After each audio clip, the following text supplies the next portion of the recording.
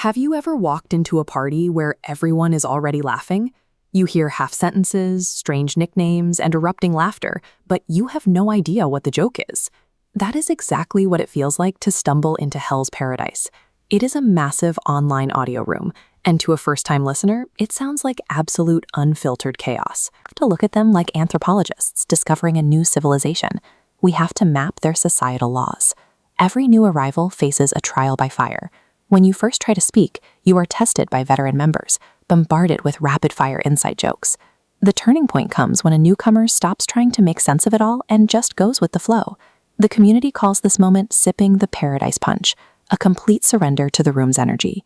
Once you take that sip, the hostility drops. The room welcomes you with a literal cult-like chant, "One of us, one of us." You survive the initiation, and your status changes. You are no longer a vulnerable outsider. You are a protected citizen recognized by the group. In an audio-only space, there are no physical walls or VIP sections. Words act as the only architecture, and they dictate exactly where you stand in the social hierarchy. At the top of that hierarchy are the masters of tongue dynamics. This is the highly prized skill of using speech, rhythm, and timing to completely captivate and control the room's attention. If you have good tongue dynamics, you hold the main stage. If your jokes fall flat or you lose an argument, you are sent to the digital underworld, a place the community calls the G. The stage moderators use the G as a strict quality control mechanism.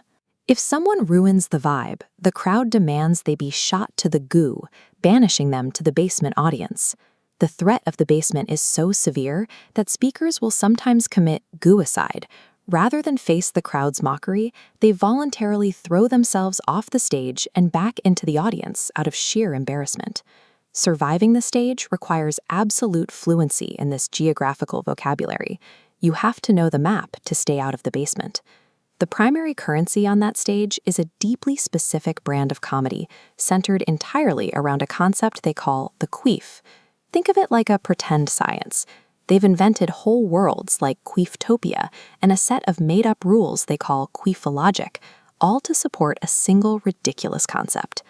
These complex verbal realms didn't emerge by accident. They were systematically built by a very small group of prolific creators. This chart shows the origin of the community's slang. One user named Liquid single-handedly coined 62 distinct terms for the room, drastically outpacing other key architects like Lala and KP. The immense volume of output from these few individuals forged a shared mythology that binds hundreds of daily listeners together. Eventually, the community hit a breaking point.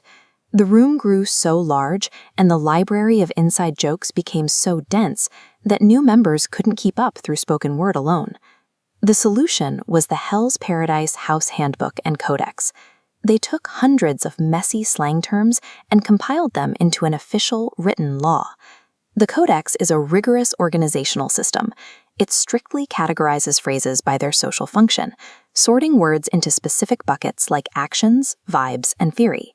The act of writing and categorizing this document marks the exact moment a chaotic chat room formalized itself into a functioning digital society. To prevent users from accidentally starting a community war, the Codex includes its most crucial survival tool, the severity scale. At the bottom are mild terms, like picker-uppers. These are safe, low-stakes phrases designed entirely to lift the room's mood and make people laugh.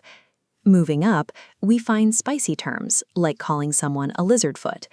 These are tension-escalating roasts that require a precise sense of social timing to use without causing genuine offense. At the very top are nuclear terms. These phrases are so vulgar and highly charged that using them in the wrong context will instantly melt down the entire room. To secure this delicate ecosystem, the Codex employs an editorial warning system. Labels like house only act as a final barrier, keeping ignorant newcomers from misusing the language in public. Humans create these complex boundaries to build a sense of belonging.